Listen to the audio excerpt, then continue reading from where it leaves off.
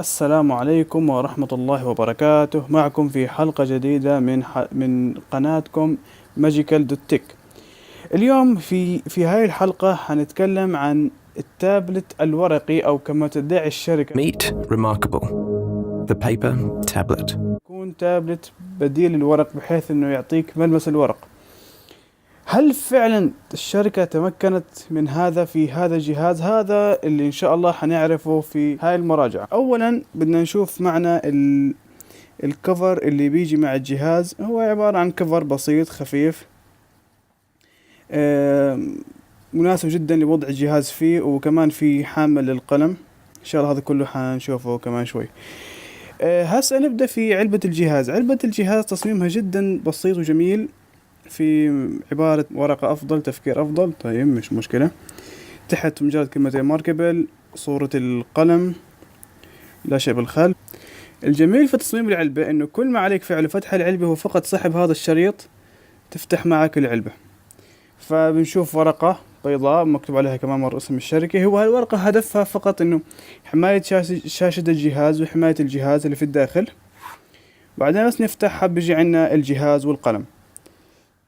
طبعا مثل ما احنا شايفين طريقة ترتيب الجهاز والقلم داخل العلبة طريقة جدا مناسبة، وبتحفظ الجهاز في مكانه أثناء الشحن وأثناء النقل. هسه يخلي الجهاز على جنب بعدين نرجع له. زي ما احنا شايفين داخل العلبة في عندك الكيبل، وعندك دليل الاستعمال، وعندك ماركر تيبس. هم عبارة عن رؤوس للقلم، لأنه مع الاستعمال رأس القلم راح يصير أقل سهولة في الكتابة على التابلت، فعشان هيك أعطوك 10 رؤوس. وهاي الجهاز عشان أداة تستخدمها عشان تغير. الجميل بالجهاز هو الخطين من الربر الموجودين بالخلف من المطاط. هم الحلو فيهم إنهم تهتموا لهالتفصيل، إنك بحيث لما تحطه على أي سطح الجهاز راح يضل بمكانه. ما انت مثلا تكتب ما حتلاحظ انه في اي حركه. التفصيل انا اعجبني انهم انتبهوا عليه. حاليا نشوف القلم تصميمه جدا بسيط، ما في ولا اشي، لا يو اس بي ولا اشي، بس هالقلم. كمان في تفصيل ثاني انتبهوا عليه، انه هاي المركبه قابله انك تفتحها، فبيطلع لك كمان راس للقلم، وراس القلم ها جدا جميل. طيب حاليا بس نلقي نظرة سريعة على الكفر. مثل ما احنا شايفين هذا هو الكفر، هذا هو التابلت تحطه مع القلم. والآن سأقوم بتشغيل الجهاز للتعرف على واجهة الاستخدام ونظام الجهاز. طبعا لما يبدأ يشتغل مثل ما شايفين بيكون مكتوب Your remarkable is starting, give it a second to set things straight. يعني مقارنة. بعدين هون remarkable is good to go, time to go to work. يعني لمسات جميلة. والآن من خلال لوحة الإعدادات اللي راح تكون هون موجودة في RM، راح تكون عبارة عن device، يعني ما فيها إشي. enable updates، power off، account. هاي إن شاء الله هسه حاعطيكم عنها تفصيل. واي فاي، نفتح الواي فاي عشان نشبك على الشبكة. connect. باتري ما بعرف، أنا حاطين قسم خاص بس للباتري، هو بس بوريك نسبتها اللي هو نفس موجود فوق في الأعلى. ستورج، هو الستورج الجهاز بيأتي تقريبا ب6 جيجا ونص. وفي عنا حاليا enable USB web interface beta. صراحة أنا ما جربتها، بس هو الجهاز أصلا هو already يعني جاي كثير أمور ناقصة، والشركة بتوعد بتحديثات. هون ممكن نحط باسكود إذا بدك تقفل جهازك وما بدك حد يستخدمه. حاليا ما في إلا نوعين من الكيبورد، هو أتوقع الإنجليزي والنرويجي، هو إنه بلد الشركة من النرويج. accessibility فيها كمان لفتة جميلة للليفت هاند مود، انه بيخلي اسهل على ايدهم اليسرى، هي اليد الرئيسية. وحجم الخط.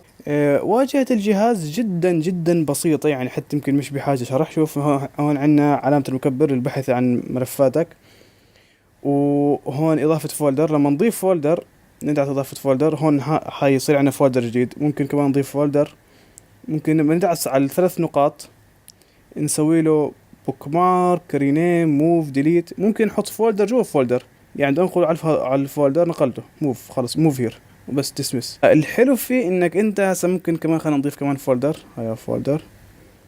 فلما ادخل هالفولدر راح يعطيني المسار كامل. انا ممكن اسهل المسار ارجع لاي واحد بدي اياه من غير ما ارجع على اللي قبليه. يعني مثلا ممكن اروح هون فولدر 1، راح فولدر 1 ماي فايلز خلص. ففعلا هم اشي جميل. هاي اضافة فولدر، هاي اضافة نوت بوك. لما تدعس اضافة نوت بوك ممكن تحطوا اي اسم بدك اياه، تسميه اللي بدك اياه، تدعس اوكي. بس الغريب انه فيكم عندك كويك شيت اللي هي تقريبا نفس النوت بوك، عدا اشي واحد انها ما بحكي لك اعطيه اسم، بس ادخل كويك شيت. الجميل في التابلت، وهو اتوقع اول اشي اي حد حيستخدمه حيلاحظه، هو الصوت. لما تكتب عليه فعلا بيعطيك نفس الصوت اللي بتسمعه لما تكتب قلم رصاص على الورق. يعني مثلا اسمعوا،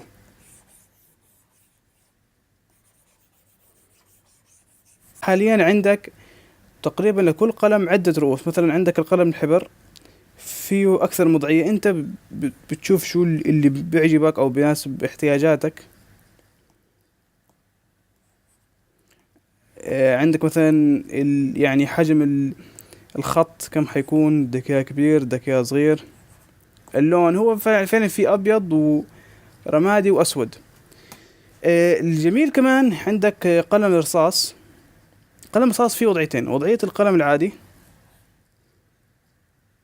وفي وضعية ثانية جدا جميلة هي إنه الميلان. لما تميل بيعرف ميلان القلم. فهذا ممكن يعطيك يعني مجال أكثر للإبداع في الرسم والتلوين. وبصراحة أفضل ميز بالجهاز بالنسبة إلي هي الطبقات اللايرز. يعني شيء جدا غريب إنهم أضافوها. هون آخر شيء بتكون تحت تقريبا قبل الأخير، تضغط عليها بيطلع لك لاير. مثلا ممكن نضيف لاير، ممكن خلينا نضيف 3. فبدروح الأول ممكن أكتب إشي باللاير الأول، رسمت. بعدين بدي أروح على اللاير الثاني، إني بحيث إني أضيف فوقيه. هسا لحظة بس، خلينا أروح اللاير الثاني. رحت هسا أنا هون قاعد بكتب كمان نفس الشيء، بكتب ما فيش فرق. هسا الجميل إنه لما الجهاز ما حيهتم بالطبقة الأولى. مثلا أنا ممكن الطبقة الأولى ألغيها، ما أشوفها، ممكن أرجعها. الطبقة الأولى ممكن أمسحها، كليا أمسحها فيش، وهذا من غير ما يأثر على الطبقة الثانية. يعني مثلا ممكن أنت تكون مع ابنك تكتب له أسئلة وتخليه يجاوب. فممكن عشان كل مرة مثلا يكتب غلط، بدل ما تمسح كل صف، بدل ما تفسح أماكن تعيد عليهم، خلاص امسح طبقة وريح حالك. إضافة صفحات، بدك تضيف صفحة مش مشكلة، تدعس على هالزر بيضيف لك صفحات زي ما بدك، مش مشكلة.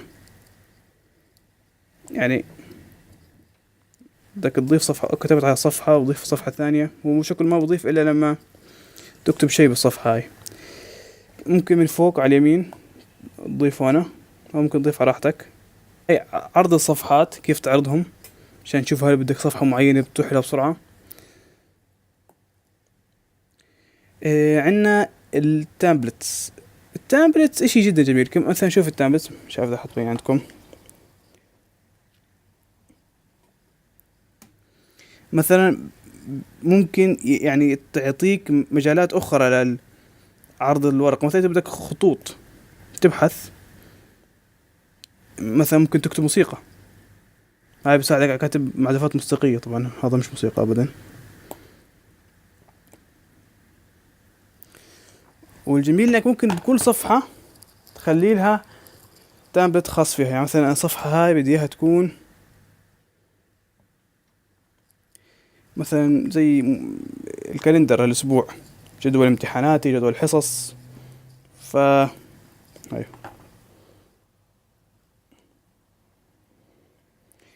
من الامور الغريبة بالجهاز هو انه اللاندسكيب لازم تيجي هون تضغط على لاندسكيب، فبتحول لاندسكيب. بدك ترجع تضغطها مرة ثانية. وهاي جهاز التكبير، انت بدك تكبر منطقة معينة بيدخل فيها. هسه المشكلة لما بدك تسوي تصغير هو اللي بتأخر فعليا فيها. الجهاز من الاشياء الجميلة فيه تجاهل اليد، يعني تحط ايدك ابدا ما حتأثر على تجربتك في الكتابة.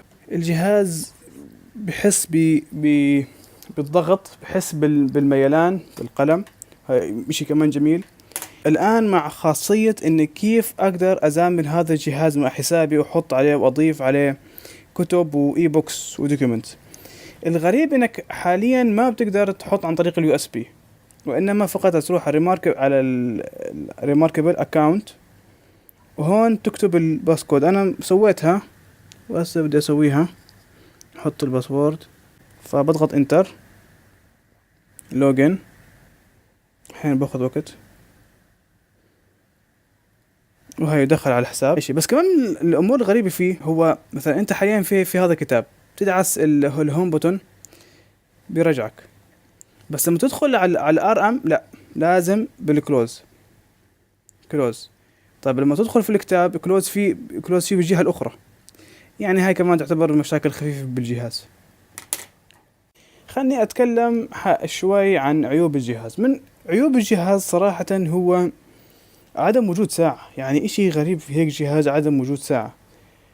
ثاني إشي الشاشة ما فيها إضاءة، يعني في الليل مستحيل تستخدمه. إشي يعني غريب كثير من الشركة. لما تدخل على مستند أوكي تكتب مثلا كتبت تكتب مع انه يتعرف على حركة اليد، وابدا ما يكتب. لما تحط ايدك مستحيل يكتب، لازم فقط عن طريق القلم. ما يسمح لك انك تقلب بين الصفحات، لازم عن طريق الازهار. المشكلة في الازهار مكانهم غلط. يعني انت لما تكون مستلقي على كرسي، يعني بتقرأ وانت نايم او قبل النوم، صعب جدا انك تكون ماسك الجهاز بهالوضعية بعدين تنزل ايدك عشان تقلب الصفحة. فهاي من الامور جدا غريبة. من اكبر عيوب الجهاز حاليا، وهو حيمنع كثير ناس من يشتروه، هو عدم ارتباطه بأي خدمة من خدمات السحابة، من خدمات سحابية. لا جوجل درايف ولا دروب بوكس ولا مايكروسوفت توقع ون درايف. بس الشركة طبعا كالعادة وعدت انها حتحط تحديثات مستقبلية. من احد عيوبه قراءة الاي بوكس. ما بيقرأ عربي. بي دي اف بيقرأ عربي عادي، بي دي اف يعني مش مشكلة، بيقرأ عربي. بي دي اف تقدر تسوي نوتس بدك اياه. الاي بوكس من احد عيوبه انه ما في قاموس، ما بتقدر تحط بوك ماركس، ما في تيبل اوف كونتنت، ما بتقدر تبحث داخل الكتاب. اوكي هاي كمان ما بتقدر تدخل مثلا، انه احيانا بيكونوا الكتب فيها روابط ما بتقدر تدخلها، انه ما في متصفح داخلي. ما في مثلا قائمة انك انت وين حطيت هايلايت، ما في نوتس انك على جانب ترجع لهم متى بدك، لازم تتذكر الصفحة. كمان من ناحية الاي بوكس والبي دي اف، ما بتقدر تنزل اي بوكس وبي دي اف الا يكونوا دي ار ام فري. يعني ما بتقدر تشتريهم لا من امازون ولا من اي بوكس ولا من اي متاجر الكترونيه. الشركه تقول انها كمان حاليا في مفاوضات مع بعض الشركات انهم تصير متاجرهم موجوده على الجهاز. وكمان من احد المشاكل فيه عدم وجود متصفح، مش لانه انا بدي اتصفح على النت، انه احيانا انا بحتاج متصفح عشان ادخل على بعض الشبكات مثل المطاعم والكافيهات. بحب ادخل على شبكتنا، بس بعد ما بتدخل على متصفح عشان تحط يوزر نيم باسورد، هذا ابدا مستحيل تسوي فيه. البطاريه بالنسبه لي بالجهاز كانت سيئه جدا، انه ما بيكمل معي يومين من غير شحن. مع انه الشركه وعدت ستاند باي تايم تقريبا اسبوعين، ولكن انا يومين مستحيل يكمل عندي من غير شحن. كالعاده كمان الشركه قالت انها في تحديثات مستقبليه حتصلح هاي المشاكل. من الامور الغريبه بالجهاز انك لما تحطه فيه وضعيه النوم ما بطفي فعليا، بيحكي لك your remarkable is sleeping. طيب هو هاي كمان بتستهلك بطارية. يعني انت حتى انت بحط بوضعية النوم ما بنام. كمان مع انه جهاز لا يحتوي على شاشة ملونة بيستهلك بطارية.